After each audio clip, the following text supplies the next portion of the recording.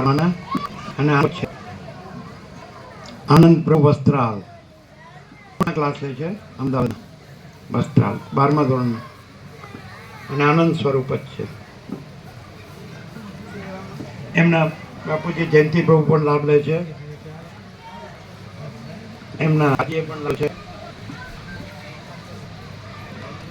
આનંદ પ્રભુ.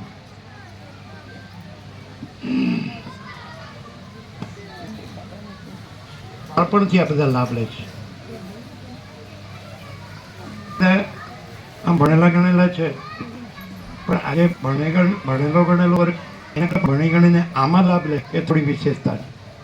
નહીં તો બીજું બધું બધા કરે, જોબ કરે, બિઝનેસ કરે, બધું કરે, બધાનું કામ કરે, ઘર સંસાર વ્યવહાર સાંભળે, કમાય ધમાય વાપરે, બધું ફરે, બધા ક્ષેત્રનું બધું જાણે તો બધું કરતા જ હોય. પણ ભગવાન બધું રહ્યા છે એ પ્રકાશમાં લાભ લે એ વિશેષતા છે. ભગવાન મુખ્ય છે. જેમ આપણા બ્રહ્મા સ્વામિનારાયણ ભગવાન મુખ્ય છે એમાં આપણા અનંતમાં ભગવાન મુખ્ય છે. આ આનંદ પ્રભુ જ છે, નામ એવા ગુણ એને જોઈને તમને આનંદ થશે. એમ નહીં આમાં પ્રભુ આવે હજી ઓમ ઓમ ઓમ. આપણે બધા એવું માનીએ છીએ કે આ પૃથ્વી પર જન્મ્યા પુરુષ છીએ કે સ્ત્રી છીએ, આ શરીરથી કર્મ કરીએ છીએ, જીવીએ છીએ, વ્યવહાર કરીએ છીએ. બધા જ આપણે બધા મારા સાથે બધી ધન અને માન એ સિવાયનું શું કરીએ? તેના સાહેબ વિચારીએ તો સ્ત્રી, ધન, માન, આના સિવાય કોઈ કરતું હોય તો આપણા સલામ છે, નમસ્કાર છે. પણ એ સિવાયનું કોઈ કરતું હોય તો બોલો. અને જરા એ જોઈએ તો છેલ્લું સર્વૈયું શું આપણું લાસ્ટ, જ્યારે છેલ્લા શ્વાસ ચાલતા હશે તો શું સ્ત્રી કામમાં આવશે? ધન કામમાં આવશે? માન કામમાં આવશે? માન શું કામમાં આવે? આપણી ચોથી પેઢીને નામ નહીં આવડતું હોય, દિવાલે ક્યાંક ફોટો લગાવ્યો હશે અને ઉપર સુખરનો હાર લાગતો હશે. ધન, અરે એક સારો એક્સિડન્ટ થશે તો બી ધન કામમાં નહીં આવે. એક સારો રોગ છે ને તો બી ધન કામમાં નહીં આવે. એટલે કેન્સર જેવો રોગ થયો તો બી પૂરું. એક્સિડન્ટ થયો કોમામાં ગયા તો ધન શું કરવાનું? કશું જ નહીં. સ્ત્રી તો તમે જાણો જ છો, એમને એમ જ બધું સારું હોય તો છોડી દેશે. બધું વ્યવસ્થિત હશે ને તો પણ એને મેળવતી છોડી દેશે. બધું સારું હશે તોય છોડી દેશે. કશું છેલ્લું સર્વૈયું 0031 હમણાં ગઈ તો આપણે એમાં રચ્યા પચ્યા રહીએ, એમ જ ઊંધા મરી જઈએ અને ક્યાંય બી આવો લાભ ના લઈએ તો એના જેવી મૂર્ખતા તો કેવી? અરે આ વિવેક પ્રભુ, રામજી પ્રભુની જે પ્રેરણા છે ને શું કામ કરે છે કદાચ એમને નહીં ખબર હોય. હું એક ઉદાહરણ આપીને કહું. અમારી સાથે એક અમારા ટીચર છે, આસિસ્ટન્ટ ટીચર છે અમારા. એ એકદમ સરળ છે અને ભોળા છે અને હનુમાનજીના એક ભક્ત છે. મંદિરે જાય, સેવા પૂજા કરે, એકદમ સરળ. એકવાર 2 વાર અમને સાથે લાવ્યો અહીંયા. મોસ્ટલી સેવામાં જ રોકાયા હતા અને તત્વ બધો લાભ કદાચ એક વખત એમને લીધો હશે. તો એકવાર અમે ઓફિસમાં બેઠા હતા, એમને પ્રશ્ન પૂછ્યો કે સર એક પ્રશ્ન પૂછું. ફ્રી હતા અત્યારે એકદમ. કીધું આપ પૂછો ને. તો એમને કહ્યું કે મારો પહેલો પ્રશ્ન એ છે સર કે આ હું કોણ છું એનો જવાબ શું આવે? બીજું કંઈ પૂછવું છે? તો કે હા બીજો એક પ્રશ્ન છે કે અમે આ બધામાં ચૈતન્યના દર્શન કેવી રીતે કર્યું? ખાલી 2 જ વાર અહીંયા આવ્યા, 2 વાર, એ ક્યાંય ગયા પણ નહીં. તો પણ એમના દિલમાં એવો પ્રશ્ન ઉઠ્યો કે હું કોણ છું નો જવાબ શું આવે? તો અમે તો કહ્યું આ તો જવાબ ખરેખર તો પ્રભુ જ આપી શકે, પણ છતાંય તમે પૂછ્યું છે તો અમે કહીએ. એમનો લાભ અમે લીધો છે, પ્રકાશનો પ્રમાણે અમે કહીએ છીએ. હું કોણ છું નો જવાબ આવે અનંત ચૈતન્ય પરમાત્મા. તો કે અમે કેવી રીતે જાણી શકીએ કે અમે ચૈતન્ય છીએ? તો મેં એક્ઝામ્પલ આપેલું કે તમે કોઈ વસ્તુ ખરીદવા જાઓ છો તો એ વસ્તુને બોક્સમાં મૂકે છે, ઉપર મસ્ત રંગબેરંગી રેપર લગાવીને આપે છે તમને. તો તમને બોક્સમાં જે ગિફ્ટ મળે છે તો તમે શું કરો છો? જ્યારે ગિફ્ટ મળે આપણે રેપર તરત કાઢી નાખો, બોક્સ કાઢી નાખો અને ગિફ્ટ જે મેન વસ્તુ છે એને રાખો છો. તો આ આપણું શરીર છે ને એ રેપર છે, આપણું મન છે એ બોક્સ છે અને મૂળ મુખ્ય વસ્તુ છે અનંત ચૈતન્ય પરમાત્મા છે. એટલું એ જ ગિફ્ટમાં નહીં, તમે ચલો શાકભાજી લઈ ગયા તો શાકભાજી તમને કોથળીમાં ભરે, કેરી બેગમાં, અરે પહેલાં એમ કે જબલું, સાદી ભાષામાં જબલામાં ભરે, અને જબલું તમે કોથળીમાં ભરીને લાવો છો. રસ્તામાં કે ઘરે આવીને કોઈ પૂછે કે તમે શું લાવ્યા, તો તમે એવું કહો છો જબલું લાવ્યા, કેરી બેગ લાવ્યા, શાકભાજી લાવ્યા. બધામાં મેન વસ્તુ જ ગણવામાં આવે છે. તો અહીંયા કેમ દેહને ગણવામાં આવે?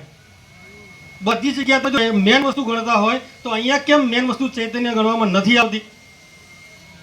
એમનો પહેલાં તો એમને જ્યારે સમજાયું ને કે આ મૂળ મુખ્ય વસ્તુ ગણાય છે, તો એમને તરત સમજાવ્યું ખાસ ખરેખર અત્યાર સુધી ભલે જોયું પણ મૂળ મુખ્ય વસ્તુ ચૈતન્ય થાય.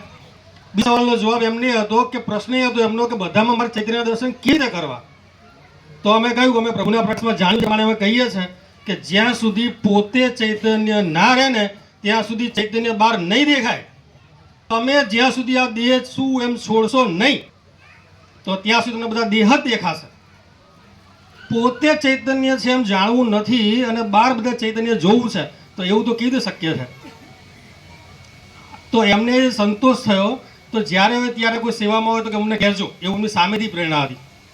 કહેવાનો મિનિંગ એ છે કે આપણે બધા આખી જિંદગી આમ મરી જઈએ તો ક્યાંય એમ લાભ લેવાનું ના થાય. પણ અહીંયા તો કેવી કૃપા છે કે જો 2 વખત અહીંયા આવવાથી વિવેક પ્રભુ સાંભળો ને, પ્રભુ એ તમારા એ પરમાત્માની જે પ્રેરણા, જે ભાવ ઉઠ્યો અને જે પ્રભુનો લાભ અહીંયા મળે છે, એથી કેવા કે લોકોને જાગવાનું મન થાય કે જેને ક્યારેય ચૈતન્ય શબ્દ સાંભળ્યો ના હોય એવા લોકોને બી અંદર ભાવ થાય. આ પ્રભુ કૃપા એ કેવલમ છે. તો આપણે બધા બી જ્યારે આ ઉત્સવનો આયોજન એટલે એ ઉદ્દેશથી જ છે કે જે બી ભાવિકો રેગ્યુલર ના આવતા હોય એ બી આવે, લાભ મળે, પ્રભુનો લાભ મળે, તત્વબોધનો લાભ મળે. થોડોક અંદર દિલમાં ભાવ થાય કે આપણે ચૈતન્ય છીએ. અને જ્યાં સુધી આપણે ચૈતન્ય છીએ એ જો ભાવ ના થયો ને તો જન્મોના જન્મો ભટક્યા, ક્યાંય નહીં મેળાવે. ચલો ઘણીવાર અમને બી એવું શરૂઆતમાં એવું થયું કે ચૈતન્ય છીએ એમ જો જ્યાં સુધી જાણીએ નહીં ત્યાં સુધી આ વાસના તો કેવી રીતે જાય? અને જ્યાં સુધી વાસના ન જાય ત્યાં સુધી હું ચૈતન્ય છું એમ કેવી રીતે થાય? આવું આમ જે કોન્ટ્રાસ્ટ આખી થાય તો બધું અહીંયા સહજ છે. પ્રભુ પાસે અમે તો રેગ્યુલર આવવાથી અમને તો એ કશું રહ્યું જ નહીં, ઓટોમેટિક સહજ થઈ ગયું. અને સવારે અહીંયા આવીને સવારે પહેલું જ કામ અને અમે જ પરમ ચિદાકાશ, પરમ જ્યોતિ, અખંડ જ્યોતિ છીએ ત્યાંથી શરૂઆત થાય. અને એ આખો વર્ષ જે તત્વબોધનો લાભ મળ્યો ફ્રી પડીને જ્યારે કંઈ કામ ના હોય બેઠા હોઈએ ને તો આજે પ્રભુ શું કીધું હતું એ સ્મરણમાં આવે. અને શરૂઆતથી જ જો આવું થાય તો આખો દિવસ તો તમે સમજી શકો છો કેવો જાય. અને એ બાકી તમે ઘરે હોય ને તમે ગમે એટલા મંત્ર જાપ કરો, પાઠ કરો, ગમે તે ચાલીસા કંઈ બી કરો, તમને પ્રભુ સ્મરણમાં નહીં આવે. અને અહીંયા આવવાથી સ્મરણમાંથી જશે નહીં, અહીંયા આવવાથી સ્મરણમાંથી જશે નહીં. અને કેવું પાછું કોઈ નામ આકાર રહિત જે અનંત શુદ્ધ ચૈતન્ય આકાશ જેવો જે આખો મહાચૈતન્ય પ્રકાશ છે એનું સ્મરણ. અને એ સ્મરણ આવવાથી લાભ શું થાય? એ લાભ એ થાય કોઈ વ્યક્તિ, કોઈ વસ્તુ, કોઈ પદાર્થ હોય અંદર એમને અંદર શાંતિ, આનંદ અને પ્રસન્નતાની અનુભૂતિ થાય. અને એ અનુભૂતિ એવી હોય કે કોઈની જરૂર નહીં. અને આ આપણને અમને અમારું તો અનુમાન છે કે અમારા કદાચ બહુ જન્મોના પુણ્યના અર્થે અથવા બહુ જન્મના પુણ્યના પરિપાક રૂપે, એના ફળ રૂપે ભગવાનની કૃપાથી અમને તો આ મળ્યું છે. ડોંગરેજી મહારાજમાં બી મેં વાંચ્યું હતું, તત્વાર્થ રામાયણમાં સાંભળ્યું હતું કે જ્યારે કોઈ વ્યક્તિના આમ ઢગલો થાય ને, ઢગલો, ત્યાર તો સાચા મહાત્માના ખાલી દર્શન થાય, સાચા મહાત્મા મળે. ઢગલો થવાથી મળે. અને એ બી જ્યારે વધે ને ત્યારે તો તમને લાભ લેવાનું મન થાય, તો લાભ લઈએ. અને એ બી જ્યારે વધે ને ત્યારે એ પ્રમાણે પાડવાનું ને જીવવાનું મન થાય. આવું ડોંગરેજી મહારાજને મેં વાંચ્યું. તમે ચૈતન્ય રહો ને, ખાલી અમે તો આ એક જ વસ્તુ પ્રત્યે બહુ જ પ્રેમ છે કે આપણે બધા અનંત શુદ્ધ ચૈતન્ય છીએ. તમે થાય શું ખબર?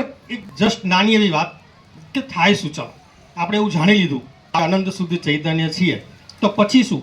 આ વ્યવહાર આમને આમ રહ્યો હશે, આ બધું જગત પણ આમને આમ હશે.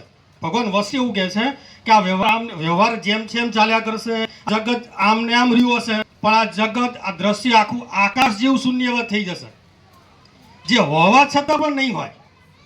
અને એ જે અંદર પરમ સુખ, પરમ શાંતિ અનુભવાય, કદાચ અમે શબ્દોમાં તો વર્ણન ના કરી શકીએ.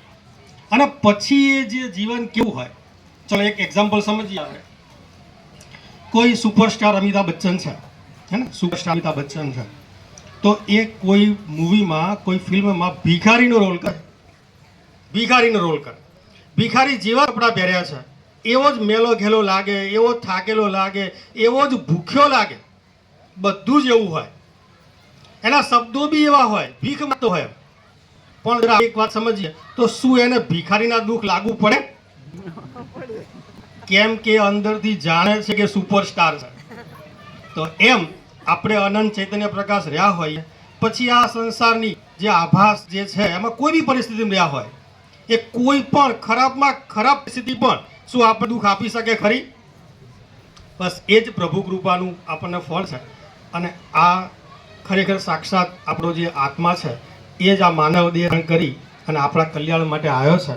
તો અમે બધાને વિનંતી કરીએ કે મેક્સિમમ લાભ લો, મેક્સિમમ આ શરીર, માનવ શરીર મળ્યું એમાં કરી લો, ફરી આવો મોકો નહીં મળે. અને અમે એ પરમાત્માને પ્રાર્થના કરીએ છીએ કે આ બધા એ ચૈતન્યમાં જાગે, એ બધા જ એ ચૈતન્ય રહે અને બધાને જ એ અનંત પ્રકાશ, અનંત શાંતિ, અનંત ચૈતન્ય અનુભવાય. ઓમ ઓમ ઓમ.